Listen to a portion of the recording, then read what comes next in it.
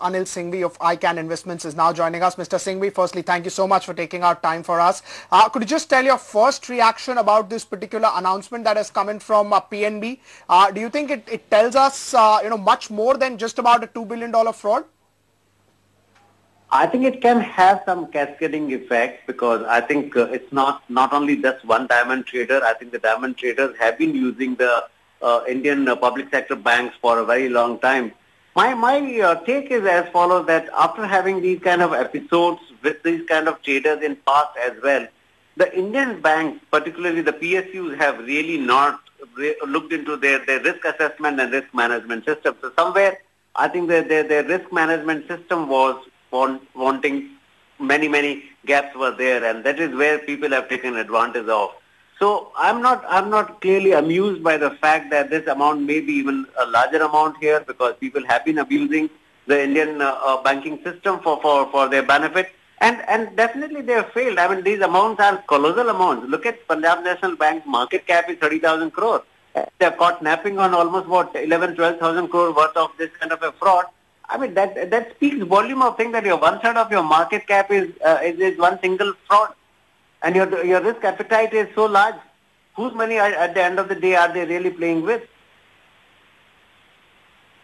So I think to say that today when we are caught into, and this could be a case of cheating, this could be a completely a mastermind, but every bank globally and locally also should be aware of this fact that there are a lot of borrowers who will be cheating on the bank, but their own risk system has to be in place. The risk assessment has to be in place. There has to be a constant vigilant monitoring. I think most banks in India fail on that, and they come back again to the government and public at large for recapitalizing. According to me, most of these banks should be shut down or at least consolidated.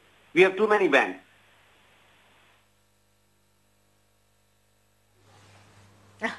Okay, Anil, I want to delve into this further because it was exactly 5 years ago in the year 2013 as well that the Winsome Group as well, a well-known diamond house, failed to repay a dozen lenders, and that time as well it was PNB which was hurt the most given the credit that was extended to this.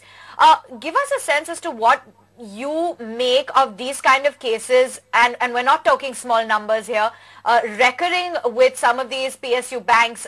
Tell us a little bit about what you think this spells about the gap that we're seeing in the banking culture as a whole. I think first off and foremost is that there is no learning curve. Most of these banks don't learn from their own past mistakes. I mean, the wiser are the banks who learn from the mistake of others. But given that, at least these banks should be learning from their own mistakes. But if you keep the same mistake and repeat the same mistake, I don't think you have any sense of, or you should be allowed to remain in banking. According to me, Punjab National Bank should be merged with any other bank. They can't second time come again and say that, okay, we have moved up again for $2 billion. You can't do that. Your market cap itself is $3.5-4 billion. You can't come again and again to the government and to the taxpayers. Finally, this is your money and my money, which these PSU banks are. I mean, there may be many managers and many other personnel who may be complicit with these kind of borrowers. So what is the risk assessment system? What is the board doing? What is the internal management, top management doing in these cases?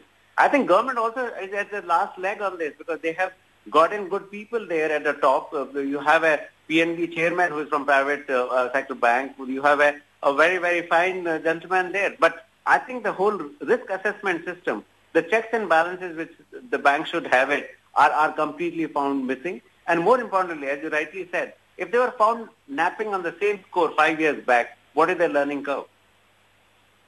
And my point is one larger. Should now the Punjab National Bank be again recapitalized? And according to me, there should be a very big debate on that. That should these banks be again recapitalized and they keep on having the hole in their pocket every after 3 or 4 years?